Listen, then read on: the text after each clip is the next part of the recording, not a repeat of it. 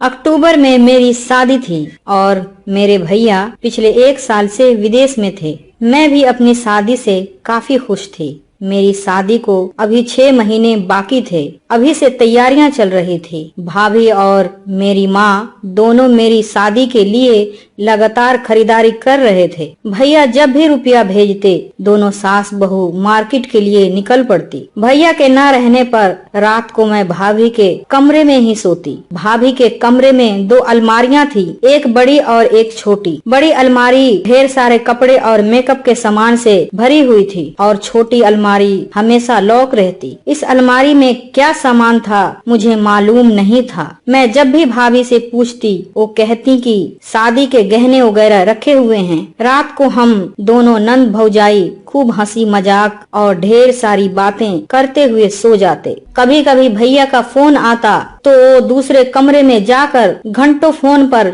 लगी रहती और इधर मैं भी अपने मंगेतर रिजवान से फोन पर लग जाती। इस तरह 3 महीने बीत गए। भैया के आने में अभी 2 महीने का वक्त बाकी था। एक रात तकरीबन 2 बज रहे थे कि तभी मेरी आँख खुल गई। देखा तो भाभी बिस्तर से गायब थी। मुझे लगा कि भैया का फोन आया होगा, लेकिन भाभी का फोन बिस्तर पर ही था। मैं बाहर निकली तो देखा कि भाभी बाथरूम में थी और उल्टियां कर रही थी। मैंने भाभी को आवाज लगाई, भाभी सब ठीक तो है ना?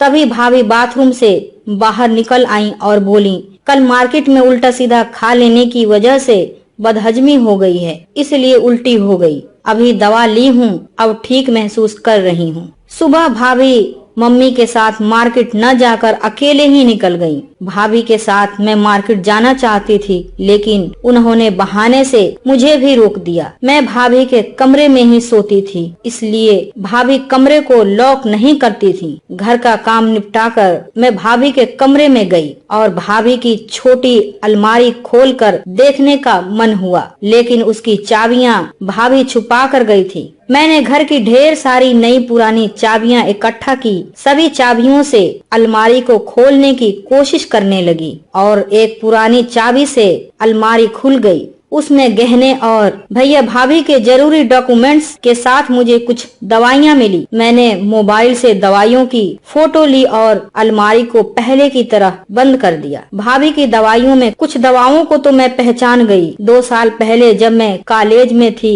तब मुझसे भी ऐसी गलती हो गई थी और मुझे गर्भ ठहर गया था। मेरे बॉयफ्रेंड को पता चला तो उसने मेरा साथ देने की बजाय मुझसे किनारा कर लिया। बोला कि यह बच्चा मेरा ही है। मैं कैसे यकीन कर लूं? गर्भ गिराने की खुद से कोशिश की, लेकिन कोई फायदा नहीं हुआ। हालात की गंभीरता को देखते हुए मैंने भाभी को सब कुछ बता दिया था। भाभी ने तब मेरा बहुत साथ दिया और मुझे कुछ ऐसे ही दवाइयाँ ला कर दी जिससे मैं ठीक हो गई। उस घटना के 2 साल बीत चुके थे, लेकिन भाभी ने मेरे इस गहरे राज की किसी को खबर तक न लगने दी। भाभी की अलमारी से दवाइयों की फोटो को देखकर मैंने गूगल किया तो मालूम हुआ कि यह दवाइयाँ 2 से 3 महीने का गर्भ गिराने के लिए इस्तेमाल होती है। यह जानकारी मिलते ही मैंने घर के कूड़ेदान को खंगाला तो वहाँ मुझे दवाइयों के कुछ खाली रेपर मिल गए। पूरे दिन मैं हैरान और परेशान होकर अपनी भाभी के चरित्र के बारे में सोचती रही। भैया के न रहते भाभी प्रेग्नेंट हो गई। मुझे तो बिल्कुल यकीन ही नहीं हो रहा था। भैया को विदेश गए 1.5 साल हो गए थे। इस बीच भाभी एक बार भी मायके नहीं गई थी। घर में मेरे छोटे भाई शाहिद के अलावा मर्द कोई था नहीं। शाहिद की उम्र अभी सिर्फ 12 साल ही थी। भैया भाभी की शादी को 3 साल ही हुए थे। दोनों पढ़े लिखे थे और भैया को विदेश जाना भी था। दोनों को बच्चे की कोई जल्दीबाजी नहीं थी, इसलिए भाभी के अभी तक कोई बच्चा नहीं था। भाभी की खूबसूरती ऐसी कि कोई भी फिदा हो जाए। शाम तक भाभी मार्केट से सामान लेकर वापस लौट आई। बहुत थकी थकी सी लग रही थी। मैंने पूछा, भाभी इतना वक्त कहाँ लग गया? भाभी बोली, तेरी शादी का कुछ जरूरी सामान लेने में चांदनी चौक चली गई थी, इसलिए थोड़ा वक्त लग गया। लेकिन मुझे शक था कि भाभी पूरे दिन किसी मैटरनिटी हॉस्पिटल में बच्चा गिरवाने गई थी। रात हुई तो भाभी और मैं दोनों बिस्तर पर थे। मैंने भाभी से पूछा, भाभी तुम मेरी भाभी हो, उससे ज्यादा तुम मेरी एक सच्ची दोस्त भी हो। 2 साल पहले तुमने मुझे बहुत बड़ी मुसीबत से बचाया था। मैं आपका एहसान कभी नहीं चुका पाऊंगी। इस वक्त तुम्हें यह सब क्यों याद आ रहा है जैनब? तुम मेरी नंद ही नहीं, मेरी प्यारी छोटी बहन भी हो, समझी? मैं कुछ कहती कि भाभी के फोन की घंटी बजी और वो फोन लेकर बाहर जाते हुए बोली, तुम्हारे भैया का फोन है। भाभी के फोन पर भैया का ही फोन है। इस बात पर मुझे यकीन नहीं हुआ तो मैंने अपने फोन से सीधे भैया को फोन लगा दिया और एक ही बार में फोन उठ गया। मैं बोली, भैया कैसे हो आप? भैया ने कहा, मेरी 22 तारीख की टिकट कंफर्म हो गई है। यह बताने के लिए मैं तेरी भाभी को अभी कॉल करने ही वाला था कि तूने फोन कर दिया। बता तूने कैसे फोन किया? मैं बोली, भैया भाभी के लिए कोई ऐसा गिफ्ट लेते आना जिसे मैं भाभी को दे सकूं। वो मेरी शादी के लिए बहुत मेहनत कर रही हैं। मैं उन्हें अपनी ओर से कोई गिफ्ट देना चाहती हूँ, लेकिन आप भाभी को यह बात मत बताना कि मैंने अभी आपको कॉल किया, प्लीज भैया। भैया ने मुस्कुराते हुए जवाब दिया, ठीक है पगली, मैं नहीं बताऊंगा, लेकिन लाना क्या है वो तो बता देती। खैर छोड़, कल तक तेरे दिमाग में अगर सरप्राइज गिफ्ट के लिए कोई आइडिया आ जाए तो मुझे मैसेज कर देना। मैं भैया से बातें करते हुए भाभी पर नजर रखी हुई थी। वो भी फोन पर लगी हुई थी। यह देखकर मुझे इतना तो यकीन हो ही गया था कि भाभी इस वक्त भैया से नहीं बल्कि किसी और से बातें कर रही हैं। और जब बातें पूरी हो जाएंगी तब भाभी भैया को फोन लगाकर उनसे भी थोड़ी बातें कर लेंगी ताकि उन पर शक की गुंजाइश न रहे। भाभी चांदनी चौक से लौटी थी, तब से थकी थकी सी लग रही थी। फोन कटने के बाद बिस्तर पर आई और सो गई। मैं सोच रही थी कि या तो बहुत बड़े धोखेबाज है ये औरत, या भाभी अपनी जवानी कंट्रोल न कर पाई और अनजाने में कहीं गलती कर बैठी हैं। जब तक मैं सच न जान लूं मुझे चैन न मिलेगा। देखते देखते भैया के आने का समय करीब आ गया। अब तक भाभी भी बिल्कुल ठीक हो गई थी और भैया के आने का बेसब्री से इंतजार कर रही थी, लेकिन मैं अब तक भाभी के सच को न जान पाई थी। भाभी का सच जानने के लिए मुझे भाभी का फोन खंगालना था। मुझे लगता था कि भाभी के फोन में कुछ राज तो जरूर मिल जाएगा, वरना भैया के आने से पहले तो भाभी सब डिलीट कर देंगी। एक दिन घर में कुछ रिश्तेदार आए हुए थे। मैंने भाभी को किचन में बिजी देखा तो मैं भाभी से बोली, भाभी मैं रिजवान से बात कर रही थी कि फोन कट गया, जरा अपना फोन देना। मुझे पहले से पता था कि भाभी कोई न कोई बहाना बनाएंगी, वही हुआ। भाभी बोली, मेरा फोन बिल्कुल चार्ज नहीं है, कल से इतनी बिजी हूँ कि भूल गई, अभी चार्ज में लगाया है, थोड़ी देर बाद चार्ज हो जाएगा तो ले लेना। भैया के इंडिया पहुंचने में 2 दिन बाकी रह गए थे। अब मेरे सब्र का बांध टूटता जा रहा था। आज भाभी के साथ मुझे मार्केट जाना था, लेकिन मैंने बहाना कर दिया और भाभी मेरी माँ के साथ मार्केट के लिए निकल गयी। दोनों के घर से निकलते ही मैंने भाभी की छोटी अलमारी फिर से खोला और बड़ी बारीकी से एक एक सामान को खंगालना शुरू कर दिया। भाभी की शादी की एल्बम में भैया और भाभी की फोटो के नीचे एक फोटो और छिपी हुई थी। मैंने उस फोटो को बाहर निकाला तो मेरे होश उड़ गए। ये मेरे मंगेतर रिजवान और भाभी के पुरानी फोटो थी। मैं यह देखकर हिल गई थी। भैया के साथ ही बहुत बड़ा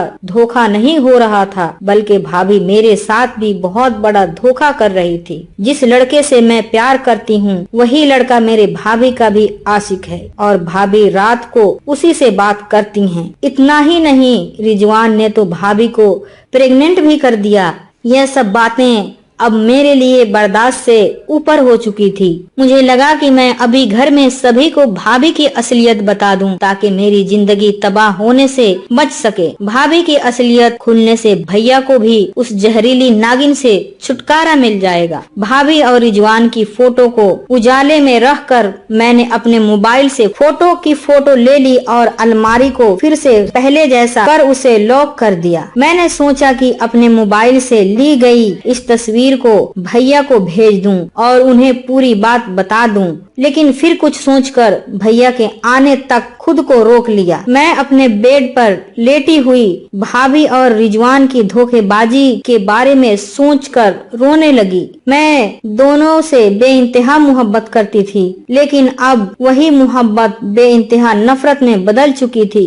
मुझे याद आया कि रिजवान से मेरे रिश्ते को जोड़ने में भाभी का ही हाथ था। रिजवान भाभी के मामा का लड़का था और अच्छी जॉब में था, इसलिए मेरे घर वाले झट से इस रिश्ते के लिए राजी हो गए थे। अब इस बात पर पक्का यकीन हो गया कि मेरा मंगेतर रिजवान मेरे भाभी का बॉयफ्रेंड था, जिससे भाभी की शादी नहीं हो पाई होगी। मेरे भैया से शादी के बाद भी दोनों का अफेयर चलता रहा होगा और फिर दोनों ने मिलकर ये प्लानिंग की होगी कि रिजवान मुझसे शादी कर ले और नए रिश्तों की आड़ में दोनों का पुराना नाजायज रिश्ता कायम रहे। अगले दिन भैया आने वाले थे। मैंने पूरे सबूत जुटा लिए थे। भाभी और रिजवान की असलियत खोलने के लिए इतना सबूत काफी था। मैं किसी भी कीमत पर रिजवान जैसे दरिंदे से बात नहीं कर सकती थी, इसलिए 2 दिनों से मैंने अपना फोन भी बंद रखा हुआ था। शाम को भाभी मार्केट से लौटी और सीधे कमरे में पहुंचकर मुझसे बोली,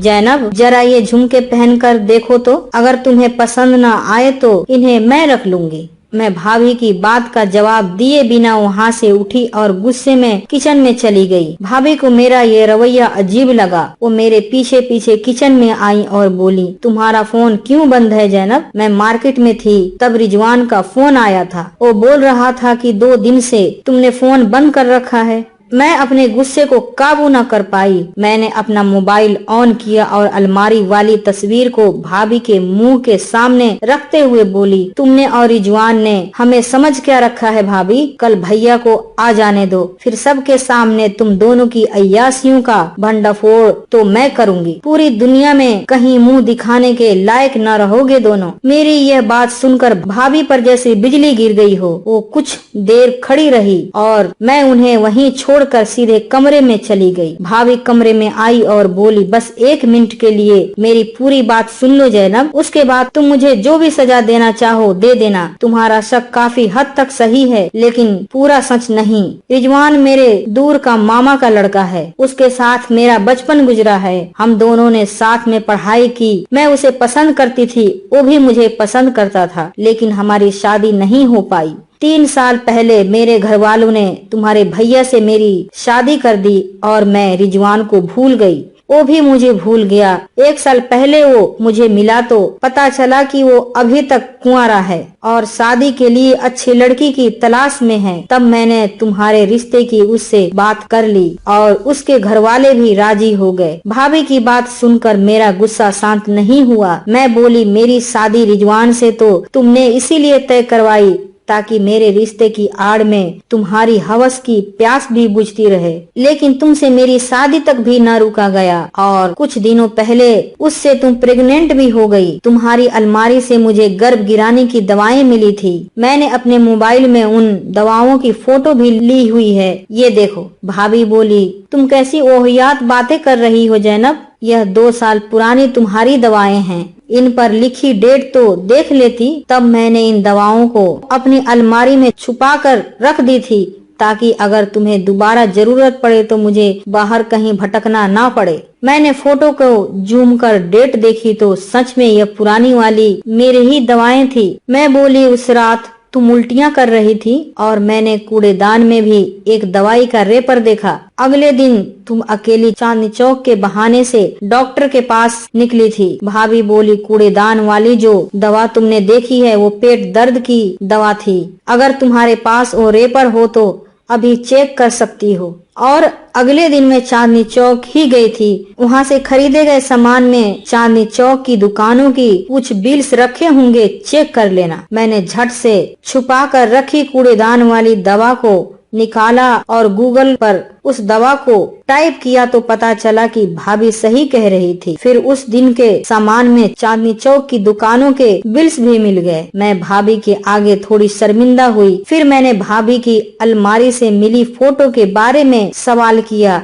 तो भाभी बोली, मेरी अलमारी से तुमने जो फोटो निकाली है ना, वो रिजवान के साथ मेरी तब की तस्वीर है जब कॉलेज के आखिरी दिन हम दोनों अलग हुए थे। जब रिजवान से तुम्हारा रिश्ता जुड़ा तब मैंने यही तस्वीर तुम्हारे भैया को दिखाई थी। वैसे मैंने अपने और रिजवान के बारे में सारा सच शादी से पहले ही तुम्हारे भैया को बता दिया था। मैंने रिजवान से तुम्हारा रिश्ता इसीलिए जोड़ा क्योंकि रिजवान को मैं बचपन से जानती हूँ। वो बहुत ही अच्छा लड़का है। मेरी शादी होने के बाद वो अब मुझे अपनी सगी बहन की तरह मानता है और मुझसे दिल की बातें शेयर करता है। वो अभी शादी नहीं करना चाहता था, लेकिन जब मैंने उससे कहा तो वो झट से राजी हो गया क्योंकि वो जानता था कि मैं उसकी बहन होने के नाते उसके लिए हमेशा अच्छा ही सोचूंगी। मेरा एक आखिरी सवाल बाकी था। मैंने पूछा, उस दिन तुम भैया से बात नहीं कर रही थी क्योंकि जब तुम बाहर किसी से बात कर रही थी तब अंदर भैया से मैं बात कर रही थी। इस सवाल पर भाभी जोर से हंसी, बोली, मैं तुम्हारे भैया से ही बात कर रही थी। तुम्हारे भैया के